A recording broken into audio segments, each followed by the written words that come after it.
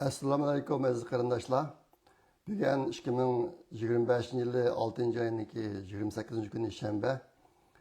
2 haftada bir qatim qildigan naq maydon videosini hozir boshlayman. Men Amerikaning Los Angeles shahrida yashaydigan Erkin Sidiq.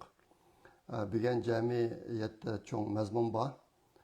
Uniki birinchisi Uyg'ur Project Fondi haqidagi xabar.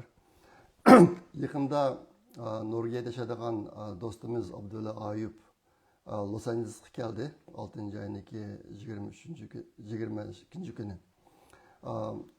O'sha Los Angelesdagi Janubiy Kaliforniya universitetida 3 kunlik faoliyat bo'lib ekan.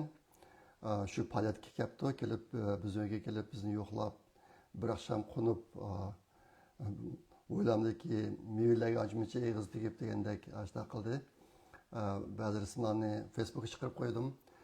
Bu qatimki faoliyat shu Kaliforniyadagi ijtimoiy fanlar o'qituvchilarini yig'ib, Kaliforniya hukumati dunyoda hozir qadar yuz bergan irqiy qirg'inchiliklar haqida leksiya so'zlash faoliyati olib borgan yilda bir qatim. Bu yilnikiga Abdullayev inimiz taklif qilinibdi. Andiki bu o'qituvchilar 3 kun leksiyalarni anglab, faoliyat tugagandan keyin qaytib berib, shu faoliyatda o'tirib tushgan uchurlarni, mazmunlarni o'ziniki o'quvchilariga yetkazdi ekan. Ko'pinchisi o'rta maktab o'qituvchilari deydi. 200-300 dak o'qituvchilar kelibdi bu faoliyatga. Abdulla Ayub inimizni 2 qatimliq leksiyaga taklif qilibdi 3 kun ichida. Faoliyat night isl bo'pti. Ishqilib Abdulla inimiz bundan keyin kelib qatnashimiz deydi. Buningda Armeniya, Kamboja, Uyg'urlar, Yahudilar qatorliq hozir qadar irqiy qirg'inchilikka uchragan millatlarniki ahvoli so'zlanibdi.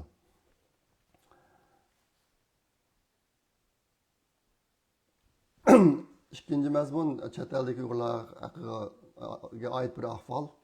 Ehtimol xabar topdinglar yaqinda. Argentinaniki bosh soti Dünya Uyghur Qurultiyi Xitoy Kompartiya hokimiyati amaldorlari ustidan sungan arznamani rasmiy qabul qildi yaqinda.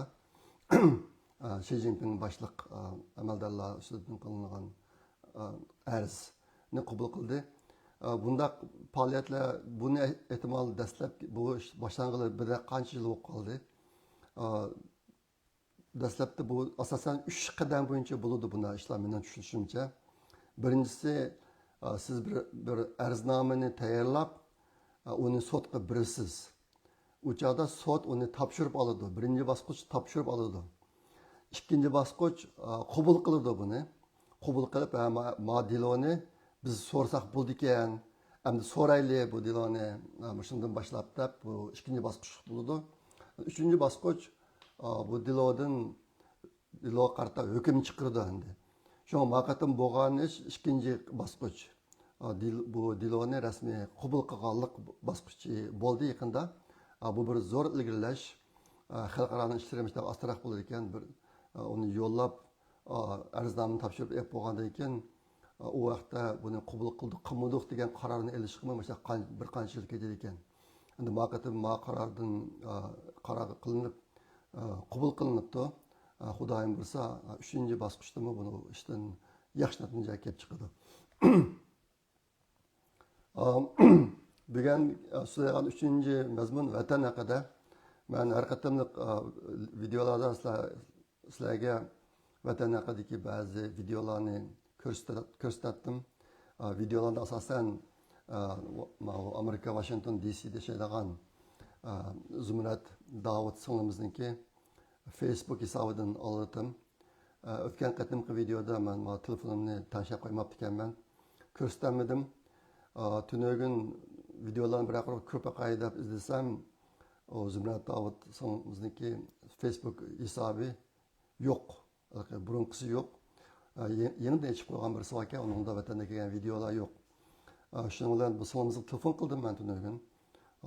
Ajab o'zgarib ketdi Facebook desam, shu singlimizniki Facebook'ga yaqinda qat'iy ochilmas bo'lib qolibdi. Endi burun boshqa urlarda bo'lgan bunday ish Bu sınavımızda boptu bu işning aqsida Xitoyning quli bormi yo'qmi uqmadim. Ishqilib, menga nisbatan bir yo'qotish bo'ldi bu. Zumrat alsangiz bak yaxshi videolarni nima tepib o'ziniki Facebookka chiqarib qo'yadi. Sizlarga men shuni ko'rsatib kelgan.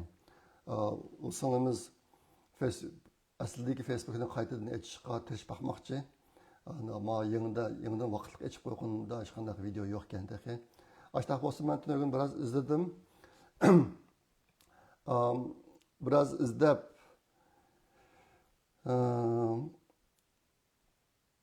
başqa Facebook hesaplardan bir qancha videoni topdim, shuni ko'rsatib qo'yay. Mana birisi mana cho'nglarniki chag'an duttasi mahalladagi asosligi mahallada mushtaq Uyg'urlarniki o'ltirib dutta chalib naqshanlab o'ltirganini bak sig'indik. Shaxsan men bak sig'indim. Shunga sizlarga mana bir ko'rsatib qo'yay dedim. Shu vatanniki xalqimizniki hozirgi ahvol ekan bu.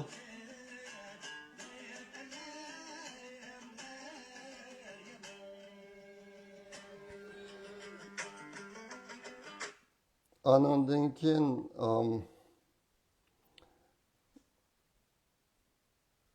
yana bir videoda to'yni ishak arasida ko'chagan bir ko'rinishgan. Mashinalar aqsida menibdi, lekin bu to'y qilgan yigit bilan qiz ishak arasida ko'chiribdi to'yini.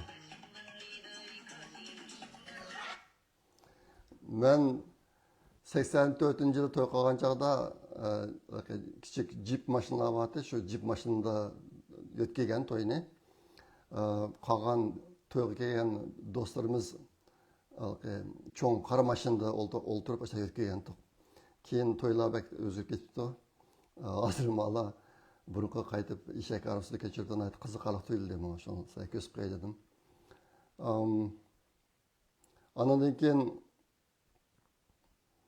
Ondan keyin yine şu vatanga bağlarniki ko'rinishlari bor videoda. Uni bugun ko'rsatmayman. Andan keyin men yana bir üç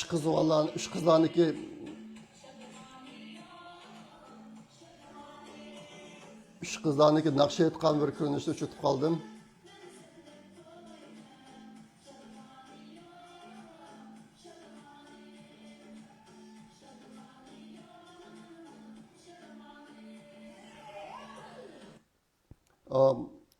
Bu qitim mavjud etgan videolarning ichida vatandagi sorun ko'rinishlari ko'p. Ularni ko'rib kishi xushal bo'lmaydi, taxmin echindi. Biz burun bildigan vatan emas, biz burun bildigan sorunlar emas, vatan emas. Ashta bu boshqa ularni sizlarga ko'rsatkim yo'q, uni ko'miga yaxshi ekan. Meniki hozir ismni qolganlari ayni vaqtdagi şu Japir ko'chalar, anadagi night an'anaviy sorunlar, şu xalqimiz, şu narsalar esimda bor. Tush ko'rsam shularni tush ko'rmayman. Hozirgi zamonda bo'libmi shu kunlarda vatandagi sorunlarda bo'layotgan ishlar. Bularni ko'rsa odam bak qattiq ichinib, texim azoblanib ketadi ekan. Shuni uni imkon bor ko'miga yaxshi ekan deb o'yladim. Shuni ularni mislar ko'rsatmayman. Xudoyim bo'lsa, agar Zumrat Davlatxonimizniki Facebook hesabı o'ngishib qolsa, ikki qatimchilik men yana shuni ko'rsatishga tirishaman. Bugungi so'zlaydigan 4-mazmun xalqaro ishlar, asosligi Iran. Yaqinda xabarlar bor. Avstraliya Ironniki yadro harbiy bazalariga hujum boshlagan. İran'daki 2 yerda yer asti yadro bomba yasash qurilmalari borkan, bir yerda yerning ustida. Amerika Trump ularga 2 hafta vaqt berib, 2 hafta ichida taslim bo'linglar, qaror beringlar. Agar sizlar taslim bo'lsanglar, biz atmaymiz, undagi qaror qilaman deb shunday dedi. Undan keyin İran'daki oliy darajalik lideri Ayatollah Xomeyni uni Trumpniki shartni qabul qilmadi. Shuning bilan Amerika aeroplan avatib İranniki jami 3 yadro qurol yasash bazasini portlatdi. Birisini parxutdan atgan bomba bilan, boshqarilgan bomba bilan, qolgan ikkisini aeroplan bilan. Bu jarayon intayin hozirgi zamondagi bir mo'jiza xarakterlik bir ish bo'ldi bu. Shunga butun dunyo hang-tang qoldi. Rossiya bilan Xitoymi bak cho'chib ketdi bu qatim. Shunga mashq to'g'riqsan so'zlab berayman. Nima bu ishlarning hammasi shanba kuni bo'ldi. Amerikaniki B2 deydigan to'shig'ichi aeroplani bor. Bu aeroplandan bu qatim jami 7, 9, 16 aeroplan ishga tushibdi. Ishga tushib oldi bilan shu B2 nomli aeroplandan 7si shu Amerikaniki g'arbiy qirg'idan yo'lga chiqib Yaponiyaniki bir orolga qarab uchibdi 7 aeroplan. Amerika bu aeroplanlarniki yerdan chiqib uchib qolgan narsalarni biroz medialarda tashviq qilib dunyoning diqqatini mush tarafga burdi oldi bilan shu ashtiratgan portlatgan deb. Lekin bu bir Amerikaniki o'yini taktikasi bo'lib, aslida bu Ironniki ko'zni bo'yash uchun qilgan ishkan. Aeroplanlar shu g'arbiy qirg'oqdan uchib, masalan, Kaliforniyada kelgan. Yaponiyani bir orolga mongan ekan, Ironniki qarama-qarshisi bu. Shunga Ironmu ancha bu ishlardan gumonlanib ketmagan endi. Ashta to'g'an vaqtida Amerika yana B2 aeroplandan 9'ını Missouri degan shtatdagi bir harbiy bazadan uchirib Ironga qarab mangdirdi. Jami 9 aeroplan ekan, 9 aeroplan. Ironniki havo bo'shlig'iga oz qolgan vaqtida bu 9 aeroplandan yana ikkisi o'ng taraf, sol tarafga ketib, 7si davomli uchaveribdi. Bu yerdagi maqsad nima desanglar, yana Ironniki ko'zni bo'yash. Ironniki ko'zni bo'yash uchun ashla qilibdi. Ashla qilib, 7 aeroplan B2dan 7si Fordo bilan Natanz degan ikki bazaga berib bombani tashladi shu yerga. Jami 14 bomba tashladi. Bir aeroplan 2 bombani ko'tarib mangala ekan.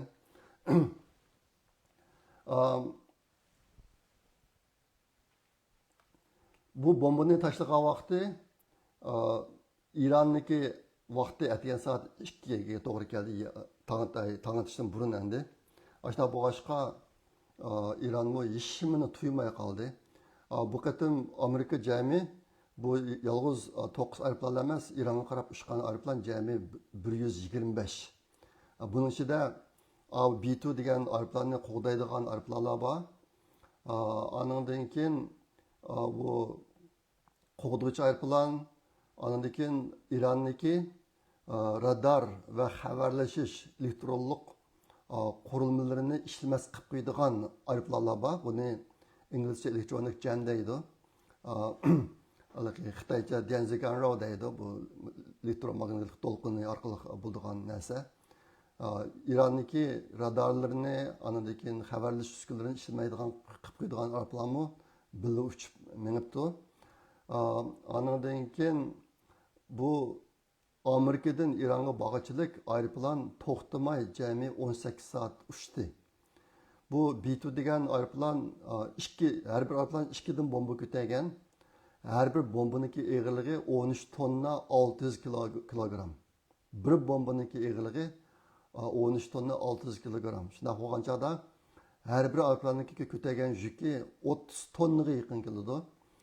Bundaq eg'ir yukni ko'tarib mangdigan aeroplanga intanjiq may ketadi endi. Ashta bo'lg'ashqa bu aeroplanlarga shu osmonda turib may qochildi boshqa aeroplanlar. Aştaq mayqaçlab cəmi 18 saat uçub İran'a yetib bardı. İran'a yetib berib bu 7 aeroplan abətən mən degan 2 yadro bomba bazılarına bomba tashlaqatqa vaqtida Amerikaniki 20 Amerikaniki bir qism suv osti parxoti yadro energiyasidan mangadigan suv osti parxoti 25 tak boshqarilgan bombani etib Isfahan degan yerdagi yadro qurilmalarini portlatdi. Mana Isfahan degani Isfahan degan yadro qural bazasi yerning ustida ekan bu. Yer ostida emas. Yerning ustida ekan, shunga bularni shu parxotdan atgan boshqarilgan bomba bilan portlatdi. Jami 25 tak bomba etibdi u yerdan. Ağırlığı 600 kilometr. Ben Amerika e'lon qilmaydi bu suv parxotlar nereden attı bombani bunu e'lon qilmaydi. Men sal tekshirib baqdim. Tekshirib baqsam ehtimol Şimali Arabiston dengizi deydi. Şimali Arabiston dengizini attı deb shunday deydi. Shu yerdan etib bu Isfahan degan yadro qurilmalarini parxotdan atgan bombalarla portlatdi. Qolgan Fordo bilan Natanz deganni Bitu aeroplanda atgan bomba bilan portlatdi. Bu bütün jarayon mushundaq nayt atrofliq planlangan, anikin Amerikaniki o'xshamagan harbiy qo'shin tiplari o'zaro hamkorlashib bu ishni yapib olgan. Aştaq boğaşqa bu iş nayt dunyoni hayron qoldiryapti. Ondan keyin bomba, 2 bomba attı dedim ben. Bu bir bomba eğer odatdagi yerlarga atsa bu bombani bir bomba 61 metr cho'nqurlikqa teshib kira oladi ekan. Albatta men degandek uning eg'irligi 15 tonga yaqin bo'lgan ekan har bir bombaniki. Yani bu bomba yerdan ichiga kirib qolgan ekan, portlaydi, ashta qilib 61 metr cho'nqurlikqa kira oladi ekan. Agar simuti silingan qalin qurilmalarga atsa bu bombani 18 metrgacha teshib kira oladi ekan. Ashta qilib bu bombadan ikkidan tang atadi ekan. Birincisi oldidan kirib, tushukni ichib, ichida portlab, bardigan yerining 20gacha bor ekan. Ikkinchisi dal birinchi bomba tushgan yerga yana tushib, uni davomli teshib, texnik cho'nqur bor ekan. Shundaqda 2 bomba odatdagi tog'lar bo'lib qolsa 76 metrdan 91 metrgacha cho'nqurlikka kiradi ekan. Agar simut qurilmalar bo'lsa, maxsus silingan simut qurilmalar bo'lib qolsa 24 metrdan 30 metrgacha teshib kira oladi ekan. Mening esimda qilishicha İranniki bu 2 yerosti yadro qurilmalari yer yuzidan 80 metrdek cho'nqurlikda. Ashta bo'g'ashqa bu bombalar ashaga yetib bordi deb shundaydi. Men sizlarga bomba qanday ishlaydi, mana bir videosini ko'rsatib qo'yay. Men televizorda olganman.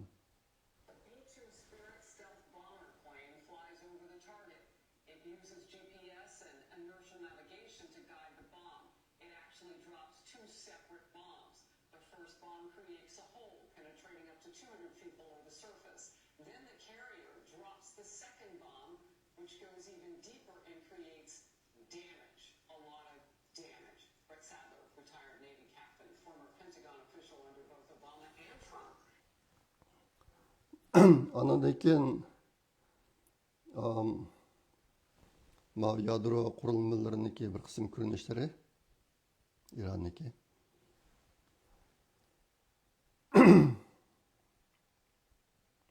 Ondan keyin bilgan nimani ko'rsatdi, albatta oldim mana. Shu atgan o nima? Fordo degan yerdagi yerni portlagan yerlarni ko'rinishi. Ma bomba tushishdan burungi, ma bomba tushgandan keyingi.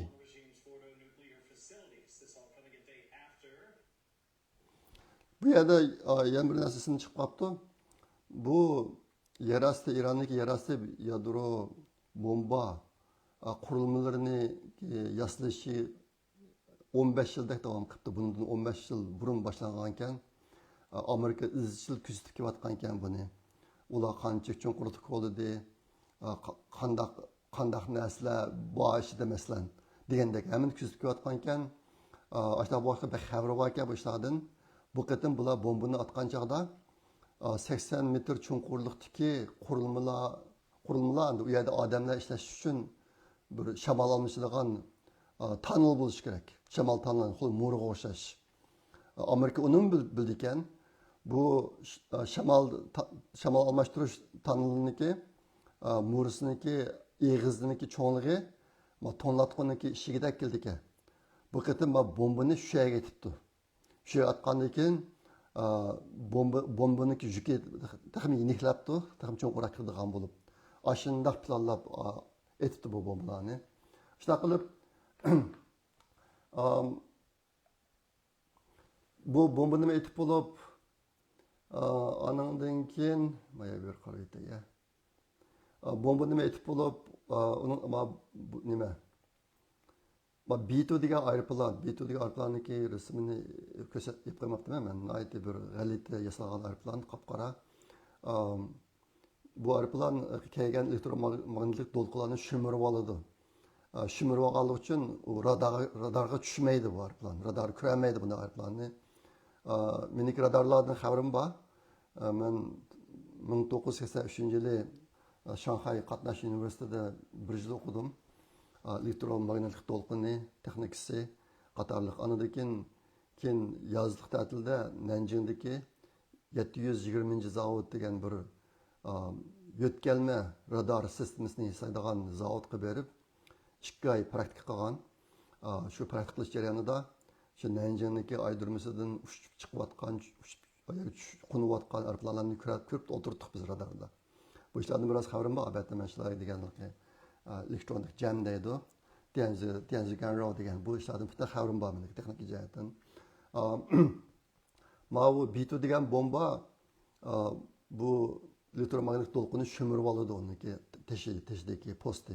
Shimirib oldi, işte bu boshqa bu to'lqinni qaytarmaganligi uchun radar ko'rmaydi bu aeroplanni.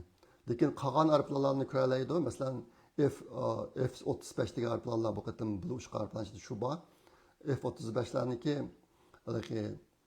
yüzü kichikroq, ko'rinishi kichikroq bo'lganligi uchun radarlarga kirish ta'sirroq, lekin u nurni butunlay to'lqinni butunlay shimirib olmaydi.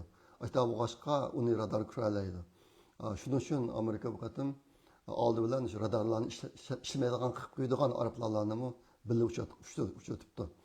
Ma B2 degan aeroplaniki birsi 2 milliard 100 millionga putadi ekan bir aeroplan.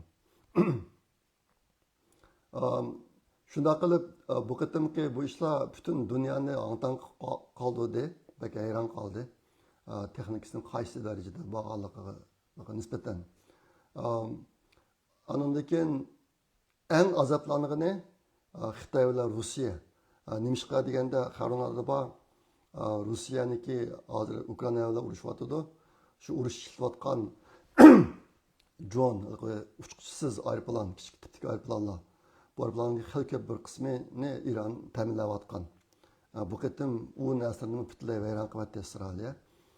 Andan keyin Ironniki bu yadro bomba qurilmalarini yasashda Xitoyniki intan cho'ng to'pisi bor. Rossiyaning to'pisi bor, Xitoyning bak cho'ng to'pisi bor. Andan keyin Iron bilan uzun muddat kelishim bor, bular iqtisodiy hamkorlik kelishimi. Iron Xitoyni may tabiiy gaz bilan ta'minlaydi. Xitoy bo'lsa ularni boshqa narsalar bilan ta'minlaydi. Boshqa narsaning ichida ham shu yadro qurol texnikasi bor endi. Ashta bu boshqa bu jihatda Xitoyga intan cho'ng ziyon bo'ldi. Yana birisi Xitoy bu qatim o'ziniki O'rta Sharqdagi bir eng yaqin do'stidan ayrilib qoldi, Irondan. Iron ajizib ketdi bu qatim.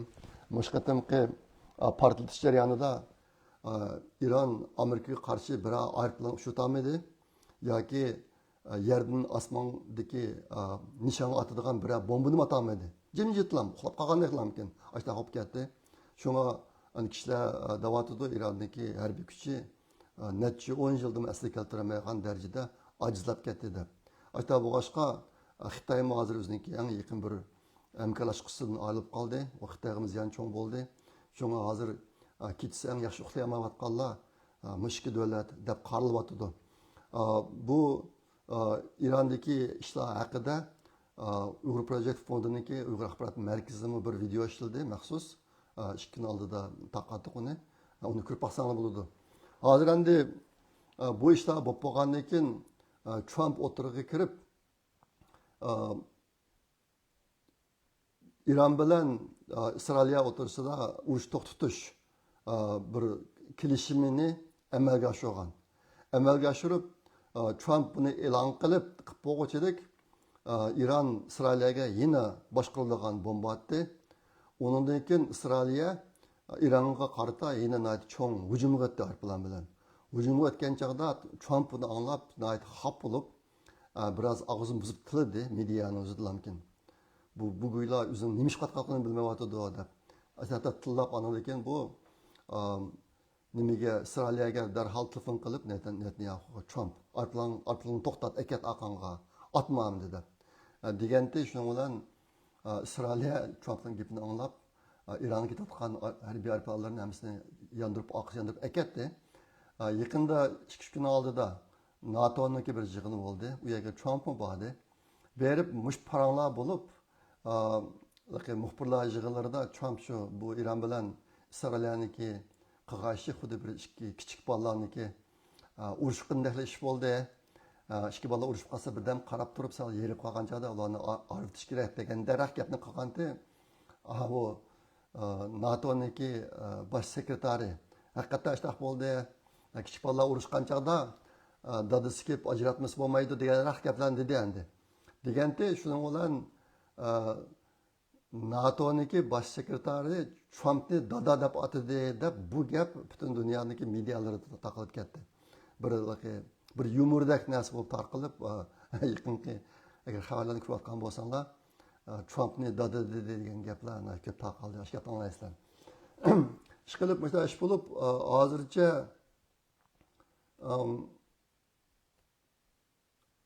hozircha İran bilan Isroiliya o'tirishidagi urush to'xtadi hozir. Lekin bu endi mangulik davomlashamdi yoki yangi bir ish chiqamdi qo'llanmaydi.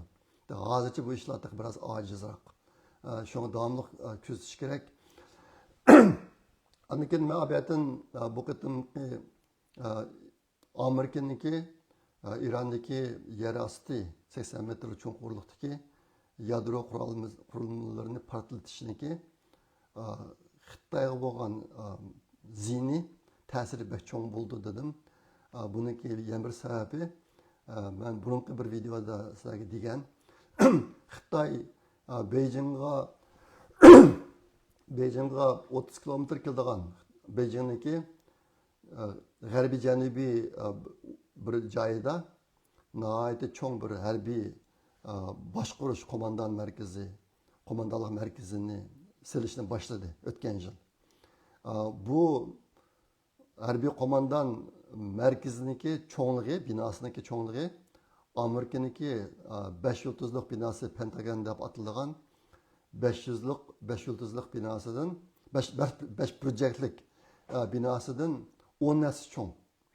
Ondan keyin buniki yer osti okup qurilmalari bor bo'lib, Xitoy shu orqali yadro hujumlarini o'zini qo'g'dab qoldigan harbiy qo'mondonlar yadro hujumlari bo'lsin o'zini qo'g'dab qoldigan qilib yasayotgan buni 50 metrlik. Ammo bu qatim Amerika 80 metrlik okuplarni portlatgan bo'lg'achqa Xitoyniki bu narsani endi ishlamaydi 50 metrlik narsasi. Shunga Xitoylar bundan keyin yeni plan tuzishga majbur. Masalan 100 metrlik chuqurlik qilaylik, 200 metrlik chuqurlik qilaylik degan ashta qilishga majbur. Amerika mo 100 metr, 200 metrgacha portlatadigan bomba yasashga tushishi mumkin. Ammo ishlar bo'ladi. Qisqasi Xitoylar bir cho'chidi bu qatim. Xitoyniki aslidagi planlarimi bu qatim biroz suvchilashdi deb qarashga bo'ladi.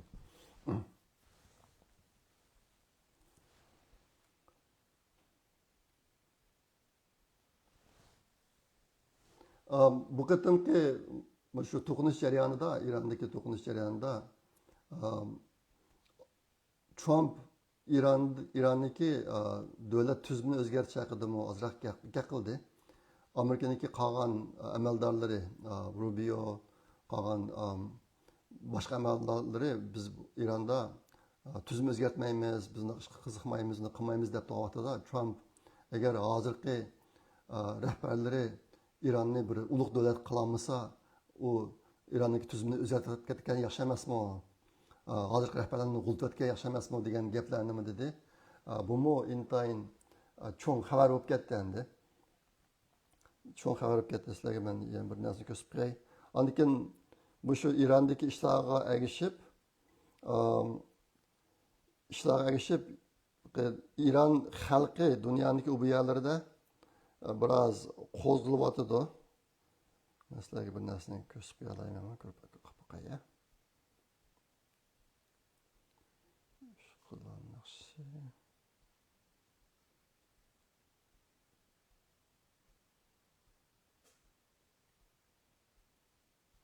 Bu nima İran'daki bu eski İran'daki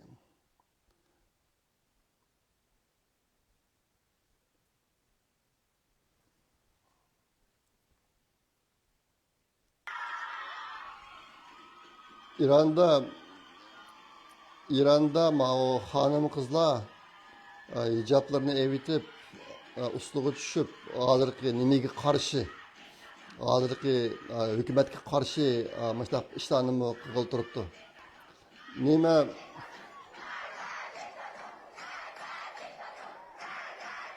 bu işler chet eldeki ruhançılığı köp boğatıdı. Ma İran'ın üzerinde mesela işler boptu. Yine bir çıkarttı. Yine bir nasıl teyarlap kalan nesem unutup kalmayı da vardım. Anandakin çıkışkını aldı da boğan NATO'nunki jığında Trump yeni bir çoğun galibe erişti. O nemi degende aldığın qatim bunun 4 yıl burun Trump prezident boğanda NATO'nu sizler üzerinlerindeki mesuliyetini ada kılınlar. Devlet umumi kiriminin 2%'ni devlet müdafiəsiga xərclanglar deb ularni gapga kirgizmagan 4 yilning oldida.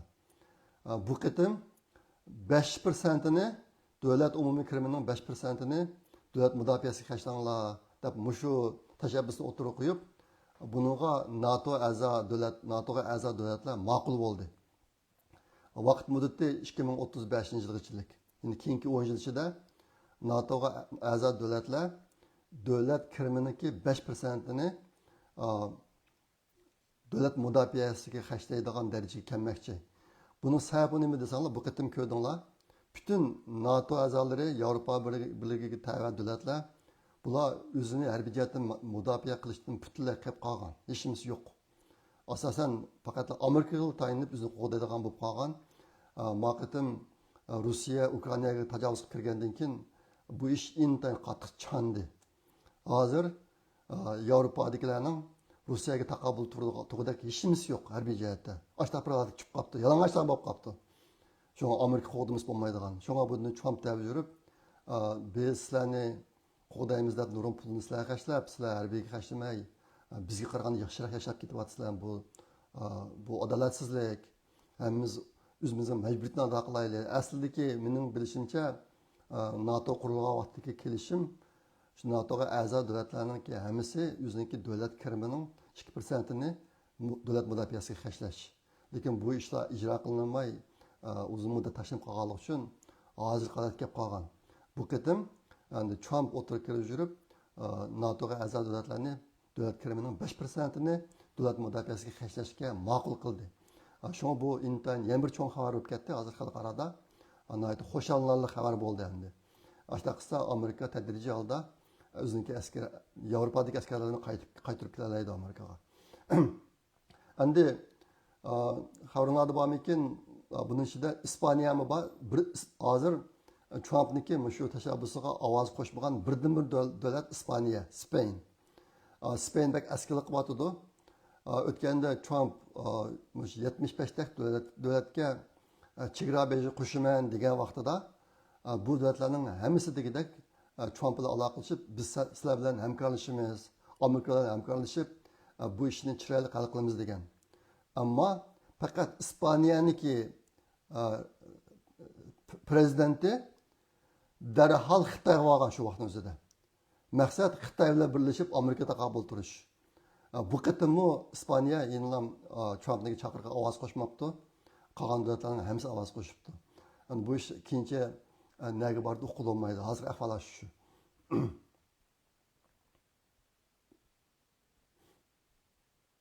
Endi sizlarga mana bu Iran to'g'riliq yana bir narsani deb qo'yay. De nima hozir Irondagi eng yuqori darajadagi rahbari Ayatollah Xumeyni bu buniki jami 5 balası var ekan. Hozirgi ayoldan tug'ilgan 5 balası var ekan. Ularniki 3 o'g'il, yo'q, 2 o'g'il, 3 qiz. Oğlunun ismi Mustafa Xumeyni, Ahmet Xumeyni, kızının ismi Zuhra, Faride deydi, Faride, anda Sadika, 3 kızı varken bu Xumeyni mi intayın çirik. Çirik bulup bu İran'daki öy bazarı, tabii gaz, nefret, banka, elektronik haberleşiş, doğrugarchilik qatorliq shirkatlarniki hammasini egallab olgan ekan Xumeyni. Bu shirkatlar ko'rgan foydalar asosan Xumeyniyning yanchig'iga kirgan ekan bu pullar. Ashta qilib yurib, hozirgi boshqa kishilarniki mo'ljallashicha Xumeyniyning hozirgi boyligi 95 milliard dollardan 200 milliard dollarning aralığıda ekan. Aralığıda andiki Mustafa Xumeyni'nin çoğun oğlu Mustafa aslında dadısıga izbasar buluşqa tayinlangan kişiken buniki baylığı 3 milyard dolardan köpken köpüncisi altın ve güher taşla aşnaq nesli saqlayken pulunu. Andiken ondan küçük Ahmet Xumeyni onunki baylığı 500 milyon dolar atrafında. Ahmet'niki oğlu onun 200 milyon dolardek baylığı var ekan. 3 kızınınki, her birisiniki baylığı 100 milyon dolar atrafında ekan. Aşta qilib bu aile İran'da naiti çirk aile ekan endi muştaq çoğun baylıqlar var ekan. Nurgun davlatniki baylığını özünün yançıqtıq bolgan ekan. Bugun so'raydigan 5-chi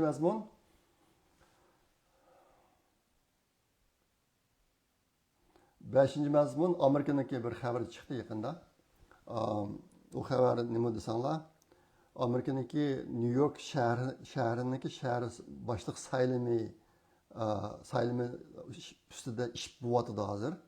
Shuningga o'zini nomzod qilib ko'rsatgan ikki odamniki birisi burun New Yorkka shtat boshlig'i bo'lgan odam, Kumo degan odam, yana birisi Zohran Mabdani deydi. Zohran Mabdani degan bir 33 yoshli bu kishi Ugandada tug'ilgan ekan. Ugandada otasi Hindistonlik, Ugandada tug'ilgan. Amerikaga 7 yoshida kirib, Amerikaga grajdan bo'lganmi 7 yil bo'libdi hozir. 7 yildan burun grajdan bo'lgan ekan. Bu odam o'zini sotsializmchi deb ataydigan odam. Uch qashqarlan. Demokratik sotsializmchi deb ataydigan odam. O'zi Shia musulmon. Mush odam yaqinda dastlabki saylamda ufti, oxirgi natija emas, dastlabki saylamda Kumo degan odam bilan talishib, bu ufti 33 yoshlik. Bu utqanti bu hozir Amerikada intayin cho'ng g'ulg'ul qo'zg'ayapti. Nima desanglar, New York shahri endi Amerikaniki bir simvollik shahri. Shu shahriga bir 33 yoshlik Şia musulmon kishi hozir dastlabki qadamda utdi endi. Ashnamodan hozir Amerika ichida bu ishga qarata tadbir qo'llanish jihatda nurg'un g'ulg'uli bo'lyotdi. Anadan keyin New Yorkdagi erkinlik ilohiy erkinlik ilohiga kishilar qora niqob kiydirib qo'yibdi. Bu amaliyot emas, mana kompyuterda qolgan narsa. Amaliyot emas. Xabarlarda bor, bu aslida erkinlik ilohi degan ma ilohiyati. Muslimga niqobni kiydirib qo'yib hozir norozilik bildirib endi Amerika nega ketyapti degandek. Bu bir cho'ng xabar bo'lib ketdi. Endi madamni nima uchun sotsializmchi deydi desanglar, bu odamniki o'tirib qo'ygan siyosati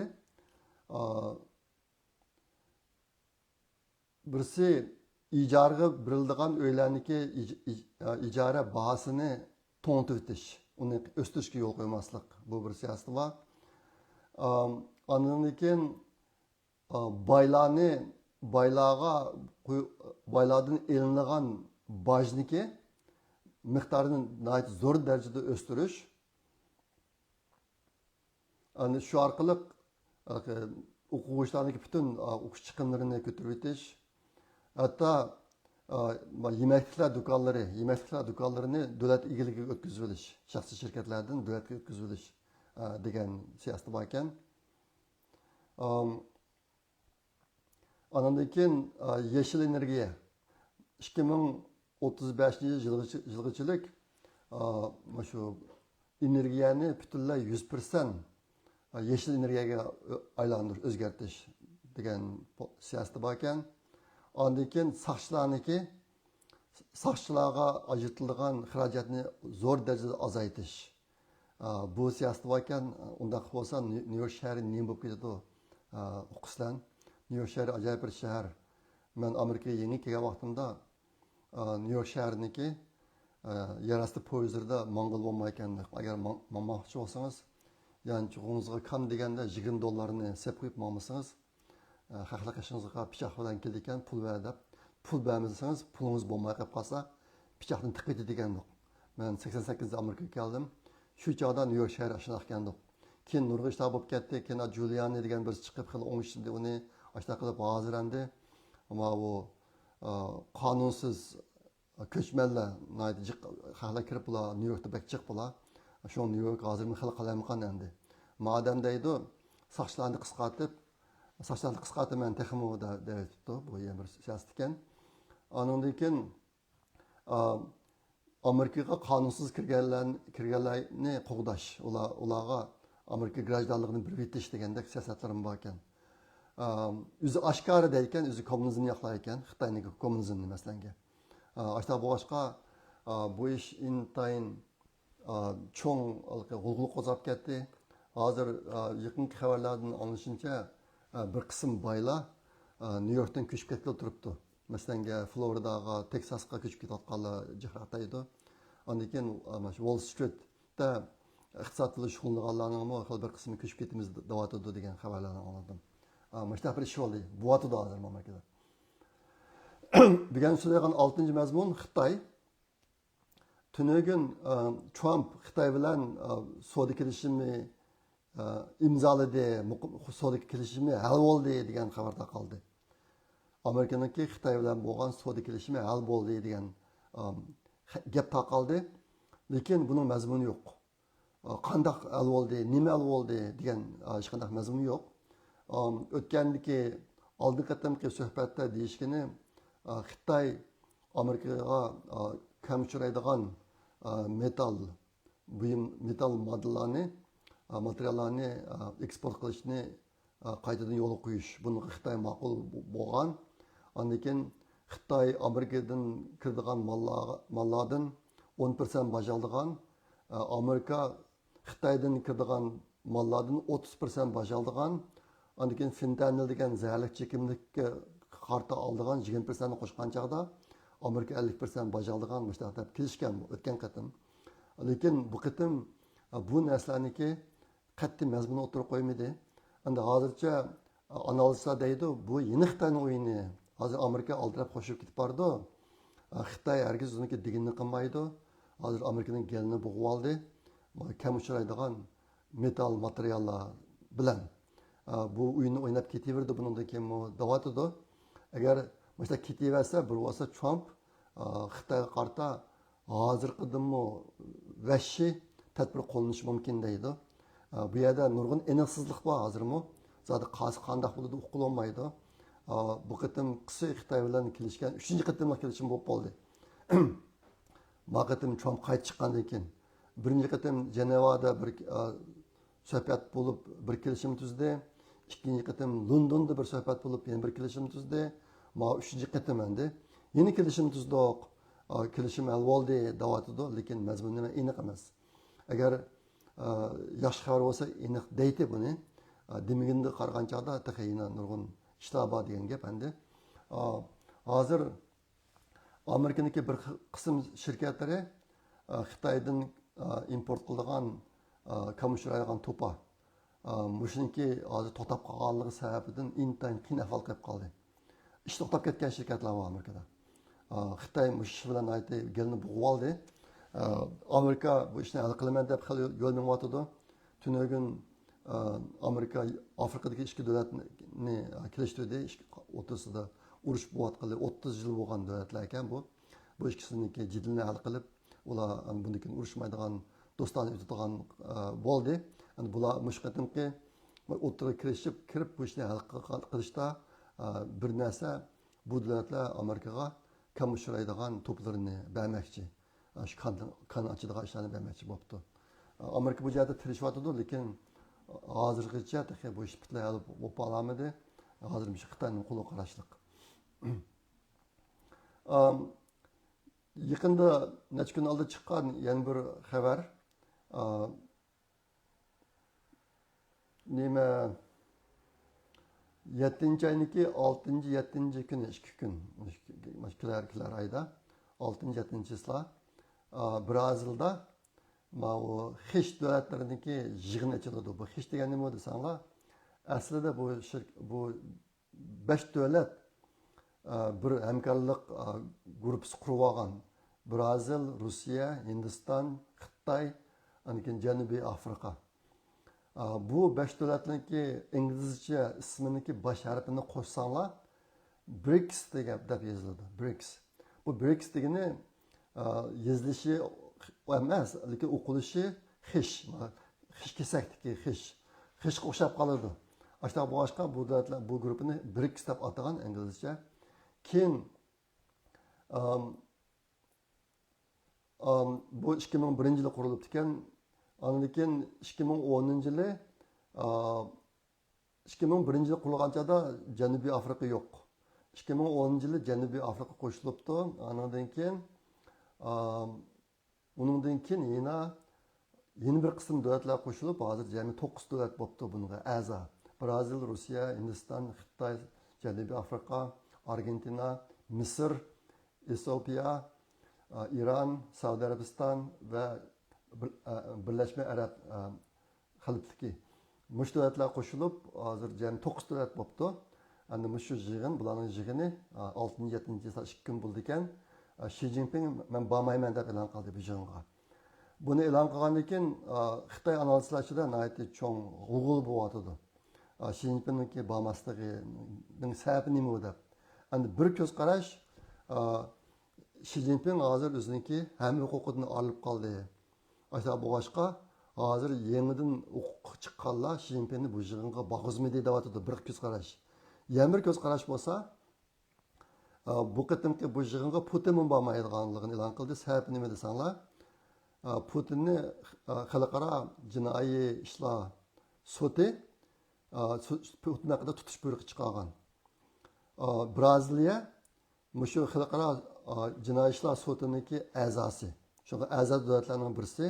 Şunga Putin agar Braziliyaga mushu yig'inga berib qolsa, Braziliya tutish kerak Putinni. Tutib xalqaro sudga topshirish kerak. Boshqa boshqa Putin borolmaydi. Putin borolmaganlik uchun Xi Jinping Putin tarafda turish yuzasidan bu yig'inga bormaydigan bo'ldi deb qaralıyotdi. Yana bir qarash. Andan keyin bu Brazilniki boshlig'i yaqinda Beijingga ketgan. Undan burun Xi Jinping Brazil'in bir kurashgan bular yaqinkan o'zaro. Nashqatim kurish bo'pti, 3 qatim kurish bo'pti. Ashta boshqa qayta kurishniki hojati yo'q deydi. Asli Brazilniki prezidenti men Xi Jinping bilan kurashgan bo'ti degan o'xshaydi. Mushkaplar o'tirib chiqyapti. Ishqilib, mushta ikki xil sababniki birisi shuning uchun Xi Jinping bormaydigan bo'ldi degan gap chiqdi o'tirgan. Ani bu qatimqi yig'inga hozirgi Xitoyniki zonglisi Li Chang bosh bo'lib bordi ekan. Endi yaqinda bo'lgan yana bir qism o'zgarishlar bor Xitoyda. U nima desanglar, Deng Xuexiang degan Xitoy Rossiyaga berib Putin bilan kurashdi 6-oyning 22 kuni. Putin buni Xitoy davlatiniki eng yuqori darajalik rahbaridek qabul qildi. Butun muhit ko'rinish ahvollari uni eng yuqori darajalik rahbaridek qabul qildi. Yaqinda undan sal burun Belorussiyaniki prezidentimi Xitoyga borgan, Bejingga borgan. U qatimki uniki berishini Putin ulashtirgan degan ko'z qarash bor. Putin Xi Jinpingniki hozirgi salomatlik ahvoli qandaroq, uniki huquq ahvoli qandaroq, ashuni bir aniqlab baq deb Belorussiyaniki prezidentni Bejingga borgan deydi kishilar. Endi maqatim Deng Xuexiangni anda qattiq kutib etishi, mushlar qarab turib, kelar qatim Xi Jinpingning o'rnini bosgan odam Deng Xuexiang o'xshaydi degan gap o'tirib chiqdi. Undan boshqa Xitoyning ichidagi bir qism ba'zi odamlar yana bir Xitoyning ichida bo'lgan bir qaror, bunda qaror ilindi deb ba'zi shularni tarqatdi hozir. Bu Xitoy analizininki og'zida bor. U nima desanglar, Xitoyniki pishqadam rahbarlari pishqadam degan vaqtida Hu Jintao, Wen Jiabao, Wang Qishan degandek mushu qatorliq rahbarlar birlashib hozir bir qaror oldi deydi. Bu qarorniki mazmuni nima desanglar, 8-oyda Xitoy Kompartiya 20-qurultayiniki 4-umumiy yig'ini ochiladi. Mushu yig'inda Xitoyniki Jinjuji Changriya a'zolarining soni hozirgi 7 kishidan 9 kishiga o'zgardi deydi. 9 kishi bo'ladi. Undan keyin Xi Jinping bosh sekretarlik vazifasidan qolib qoladi. Lekin Xi Jinping o'ziniki harbiy komitetiniki raislik xizmatini 9-oyning 3-kuni Beijingda o'tkazilgan harbiy paraddan o'tish faoliyati. Bu Ikkinchi dunyo urushi oxirlashganligining 80-yilligi munosabati bilan 9-oyning 3-kuni Beijingda bir harbiy paraddan o'tish faoliyati qilmoqchi, cho'ng ko'lamda. Uniga Putin kelib qatnashmoqchi. Mushu faoliyatga Xi Jinping o'zi riyosatchilik qilmoqchi hozirgi gapda. Riyosatchilik qilmoqchi. Mush faoliyat tugagandan keyin Xi Jinping o'ziniki harbiy huquqini Zhang Yuxiaga berdi deydi. Zhang Yuxia shuning bilan harbiy komitetniki rais bo'ldi. Xi Jinping huquqidan qoladi, harbiy huquqidan qoladi. Lekin Xi Jinping davlatniki raisi. Lekin vazifasini 21-qurultaygacha saqlaydi deydi. Bu yerdagi gap Xi Jinpingni biraqli o'rvatmay, unga bir vazifani berib, davlat raislik vazifasini davomli shu vazifada o'tirishiga yo'l qo'yib, 21-qurultayga borgandan keyin uni butun huquqidan evitish. Mushundaq bir kelishim tuzdi deydi. Shundoq bo'lganda Deng Xuexiang ham bosh sekretar, ham harbiy komitetniki muavin rais bo'ldi ekan. Zhang Yunsha harbiy komitetniki rais bo'ldi ekan. Ondan keyin Cheng Jining deydi. Cheng Jining zongli bo'ldi deydi. Bu kishini bilmay ekanman men. Ondan keyin Sai Chi, hozirgi Sai Chi bu Sai Chi bilan Li Chang ikkisi Xi Jinpingniki ikki cho'ng vaziri endi, o'ng qo'l so'qol vaziri. Sai Chi siyosiy kengashga rais bo'ldi ekan, Li Chang xalq qurultayi boshlig'i bo'ldi ekan.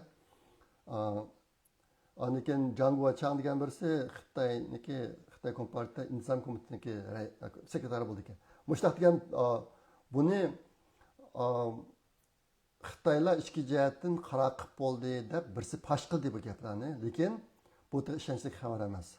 Hozircha so'z cho'chak mushtaq gaplar o'tirib chiqdi. Bundan keyingi o'tirib chiqadigan ishlarni tushunishga biroz foydasi bor deb o'ylayman. Shuni sizlarga mushunchalik deb qo'ydim. Oldimizda 8-oyda 20-qurultay 4-umumiy yig'ini bor. bu çağda ne buldu onu qaraymiz. 9 ayın 3. gündeki harbiy paraddan o'tish, undan keyin nima ishlar bo'ladi buni qaraymiz. Ba'zi Xitoy ichidagi yuqori darajali rahbarlar Xi Jinpingning ishi 10 aydagi asosan tugaydi degan gaplarni o'tirishdi hozir. Shunga bu jihatdagi paranglar bak ko'p, bak murakkab. Biz uchun bak cho'ng boshqa turishning hojati yo'q. Men ma Deng Xiaoping degan Xitoy, qanday Xitoy deb biroz tekshirib baqdim uni. U 62-yili 9-oyda tug'ilgan ekan. 62-yili tug'ilgan ekan. Shundaqda hozir 63 yoshga kiribdi.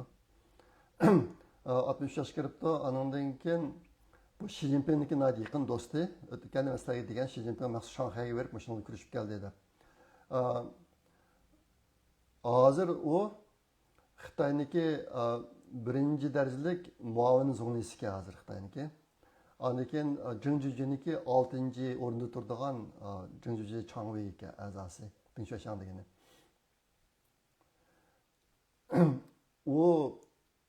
Uniki shu Xi Jinping bo'lgan sodiqligi va xizmat iqtidori jihatdan nomi ekan Deng Xiaopingniki.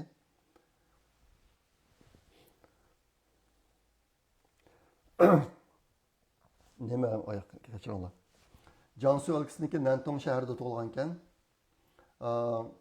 16 yosh vaqtida oliy maktabga kiribdi. Hozirgi Yanshan universiteti degan oliy maktabni 82-yilda bitiribdi. İnjenerlik kasbida bitirgan ekan.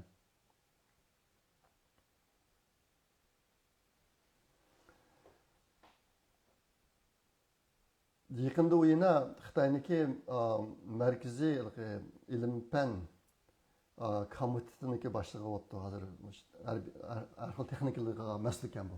Ishqilib mush odamni Xi Jinpingniki mush odamni bosh sekretari bo'ldi deydi.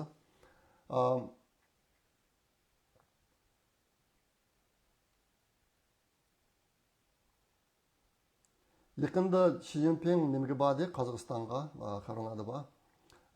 Qozog'istonga bordi. Buni Xitoylar bir xil o'yin deyotdi. Hozir garchi Xi Jinpingniki amaliy huquqiy ancha qolmasimi, sirtqi dunyoga chanilmaslik uchun buni bir qo'chaq o'rnida o'tirib chiqib qilyotdi, u yerga o'tyotdi deydi. Mana bu Qozog'istonga berishni mana shunday deyotdi ba'zilar. Endi biz uchun muhimroq masala nima desa, Deng Xiaopingning chiqishi, embassiyaning chiqishi unchalik emas. Biz uchun agar Xitoy Kompartiya hokimiyati og'dirilmasa, bizga keladigan foyda bak cho'ng bo'lmasligi mumkin. Sababi nima desa, hozirgi Xitoyniki ishki qurilmasidagi bo'layotgan ishlar nima desanglar, Xi Jinping qatorliqlar o'lgandan keyin buning o'rniga yana shu Xitoyniki ayni vaqtdagi Xitoy Kompartiya hokimiyatini qurgan odamlarniki bolalari yoki ularniki navralari o'qitmoqchi. Bularning hammasi xuddi Xi Jinping o'xshash rahimsiz, inson qalbidan chiqqan, uchiga chiqqan chirik, insonlik sifati ancha yo'q, nachar insonlar bular. Ashta bo'lg'achqa Xi Jinpingdan keyin agar qanday odamlar chiqsa, masalan, yashamoqan chog'da Uyg'urlarniki beshiga kelgan irqiy qirg'inchilik, biz o'z nupusimizniki yerimni olib qoldik. Vatanimiz vayron bo'lib ketdi. Bu ishlardagi jinoyatlarni bularni hech qaysi e'tirof qilmaydi. Tilg'im olmaydi masalanga. Davomli yushirib mangdi. Shu bu jihatda o'zga cho'ng bo'lmaydi. Faqat o'zga cho'ng bo'lishga olib turgan narsa Xitoy Kompartiya hokimiyatiga og'dirilib ketishi. Bu ehtimollik bor. Hozirgi parazlarning ichida bu bor. Shunga bir bo'lsa bu yilning oxirigacha mana shunday ishlar bo'lib qoladi, ishni olmaydi. Qisqasi agar Xitoy Kompartiya hokimiyati og'dirilmasa, bizga keladigan foyda ancha cho'ng emas. Hozirgi ahvolimizda cho'ng o'zgarish bo'lmaydi. Lekin Xitoy Kompartiya hokimiyatining og'dirilishidan umid bor. Men tunim bir xabarni ko'rdim. Hozir Shanxayniki xil ko'p joylarda hukumat o'rinlari maosh taqtamaydigan holatga chiqib qolibdi, pul yo'q. Bu iqtisodiyotdagi Xitoyniki chekinishi intayin tez bo'lyotdi. Ashta boshqa burasa Xitoy hokimiyatiga og'dirishga olib boradi. Shunday bo'lgan chog'da bizga bir cho'ng fursat keladi. Men vatandagilardan yana shunday cho'ng umid kutaman. agar Xitoyning kompartiya hokimiyati og'dirilib Xitoyning ichida cho'ng qalam qancha chiqsa, Xitoy bo'linsa, vatandagi xalqimiz jim yotmaydi. Bu jihatda men ishonchim bak komil. Yaqinda chiqqan yana bir xabar Afg'onistondagi kan va neft ministri Xitoy bilan tuzgan 25 yillik neft eksport qilish kelishimini bekor qildi. Xitoy bilan tuzgan kelishim ekan 25 yil Xitoyni may tabiiy gaz qatorliqlar bilan ta'minlash, Xitoyniki ichishga yo'l qo'yish degandek narsani. Buni yaqinda bekor qildi. Bu bir yaxshi ilgirlash. Aslida bu ishga mas'ul Xitoydagi shirkat bizning vatandagi Xinjiang Zhongya Shiyo Tianchi Yushan Gongsi deydi. Shular Afg'onistondagi neft va gazni ochmoqchi ekandik 25 yil. Bu ishni amalga qoldiryapti.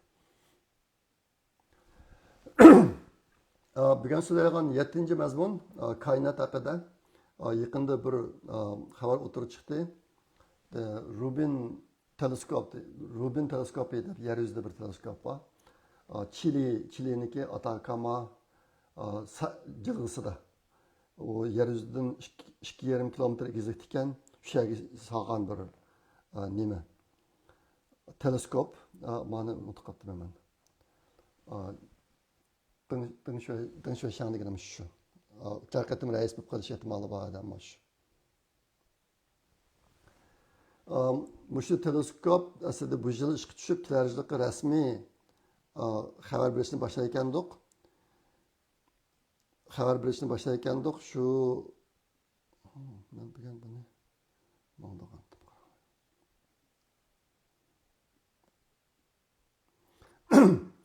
Boshlayotgandik, yaqinda bir qism uchurlarni o'tdi yer yuziga. Today marks a historic leap in astronomy. The Vera C. Rubin Observatory. Hozir shu Rubin teleskopimiz shu. Mavi galaksiyalar, har bir yurtxonasi galaksiyalar. 3.2 gigapixel camera. That's the largest camera ever built. The observatory captured stunning high Mavi resolution shots yangi topgan rasmlar, kainotning rasmlari. along with a sweeping view of the Virgo galaxy. Malamu har birisi birdan galaksiyalar. Yulduzlar to'pi. It will image the southern sky every 3 nights, building a dynamic ultra HD movie, kind of a time lapse over a 10-year period. But what really astonished astronomers, in just 10 hours of early data, Rubin identified 2,104 asteroids never seen before. Dastlabki 10 soatning ichida 2100 uchar tashlarni tepibdi ma teleskop. These are findings that highlight Rubin's power for planetary defense. By cataloging millions of asteroids, including those near Earth orbits, it provides critical early warnings, potentially years ahead. Meanwhile, its rich data will probe dark matter and dark energy, continuing the legacy of Vera Rubin, the pioneering astronomer who came up with the dark matter theory. These first images are breathtaking, but more importantly, they signal the beginning of a new era, one where we not only observe, but monitor the universe in real time. Rubin is now online thanks to the National Science Foundation and the Department of Albatta ko'rganlaringlar shu bu yer yuzidagi teleskop, yaqinda tatgan rasmlar. Koinotniki 85% qorong'u jism va qorong'u energiyadan tuzilgan. Lekin bu narsalar zodi nima kishilar hozir qadar tushunib bo'lmadi. Shuni tushunib olmaganligi uchun buni qorong'u deb ism qo'yib qo'ygan. Qorong'u jism, qorong'u energiya deb. Ma teleskop mushsadagi tadqiqotlarga cho'ng to'p qo'shildi ekan. Obatni avi degani shu 10 soatning ichida 2100 uchar tashlar, asteroid deydi uni. Uchar tashlarni bayqabdi. NASA'mı uchar tashlarni davomli kuzatib turdi. NASA'niki kuzatayotgan tashlarning soni 10 mingdan oshdi. 10 mingdan oshdi. Nimishqa desanglar, shu tashlardan birasi uchib yer shariga kirib, yer sharini so'qib o'tadi ekan degan andishada. Hozir qadar unda xatar yo'q. Madam shunday dedi, hozir 2100 ni bayqabdi ma teleskop. Uning ichida yer shari qarab kelayotgan biror tosh yo'q, u jihatni asrashning hojati yo'q. Bu teleskopning aloyligi 12 kamerasi intan cho'ng. U tatgan har bir rasmniki chekiti 3 milliard 200 million chekit. Odatda sizlarniki iPhone'da tatgan rasmlar, uniki chekitniki soni megapiksel bo'ldi. 3 megapiksel mega bo'lganda million. 3 million 4 million chekit atrofida bo'ladi. Ma kameraniki 3 milyard 200 milyon çekitlik kamera ekan, şuna naiti kaynatı naiti iniq darajada resimga olar ekan. Har qatim resim olgan chaqda uniki ko'radigan doirasi bizniki oy sharidan 40 oyga to'g'ri keldi ekan. Bu teleskopni yasagali 15 yil bo'libdi.